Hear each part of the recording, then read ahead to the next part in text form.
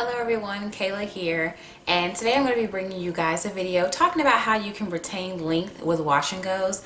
Oftentimes people think wash and goes equal no length retention, or you can't wear your hair loose and retain length. So not necessarily being negative against wash and goes, but I know that in my own hair journey, when I had a setback that was due to my hair being over moisturized, I did get, like, in the comment box someone saying, you do too many wash and goes, that's why your hair is breaking off. And I was kind of like, no, because I retained length with wash and goes, and I stopped retaining length only when I had too much moisture in my hair. So this was requested, two people in particular. I can't think of both of your names, so if I can't say both, I'm not going to say none.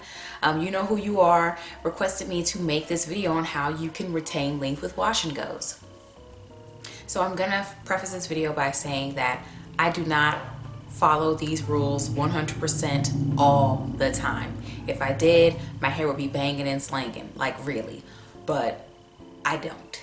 Just keep it real with you. So tip number one is to still follow regular hair care maintenance. So that is trimming as necessary. That means protein and moisture balance. That means keeping your hair moisturized, period. Don't let it dry out. All these basic hair care things that you would do whether you wore protective styles or you wore braid outs or twist outs or whatever, you still need to follow those rules, because you will end up with a dry, tangly mess with your wash and go. The second tip that I want to give to you is to use products that work well for your hair and for your desire to wear a wash and go. I have plenty of products that are moisturizing to my hair, but they don't work well for curl definition. In the same vein, there are products that work really good for curl definition, but they are not moisturizing. You want something that's going to kind of walk that middle line so that you can get the best of both worlds, because the more defined your hair is, the less tangly that is going to be. So a good example right now, I'm just using products that I had from my subscription boxes and products that were sent to me. I'm just using them. These products are really great for moisturizing my hair. You can see my hair is dry and it's just got so much bling and it's moisturized, but you can see I don't have that much curl definition. I mean, there's a little, but not that much.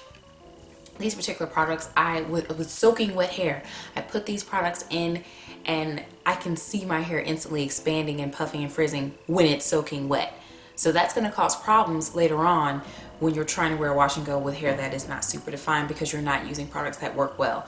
There's nothing else I can tell you on this tip other than to be trial and error. It took me a long time to discover what conditioners help to keep my hair defined, what gels help keep my hair defined.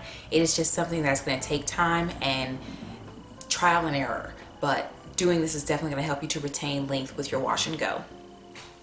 Tip number three, gel, gel, gel, gel, and more gel. Okay, I know a lot of people are afraid of gel with a wash and go, but let me tell you what gel does. It keeps your hair separated. It keeps your hair in the curls defined so that they don't have time to do like this up on each other, and they don't have time to shrink up. Without gel, my hair is about this long or this short. With gel, my hair is way longer. You know what I'm saying? It's hanging here, you know what I'm saying? And the difference is using hair gel, and that's going to keep your hair from shrinking up and tangling. And tangles, if you're sitting there ripping through them, you're going to cause breakage. Tip number four, definitely work on doing wash and goes regularly. Wash and goes are not something where you do your hair once and then you wait 2 weeks and do your hair again. I do know of some people whose wash and goes do last that long, but I would not recommend that the average person get 1,000 days out of their wash and go. It's not going to be beneficial for you. And also, through regularly doing your wash and go, your hair will just fall and snap into that curl pattern. Your hair will begin to tangle less the more you wash and go your hair, and it's just going to be a smoother process all the way around, because you don't want to cause a lot of breakage.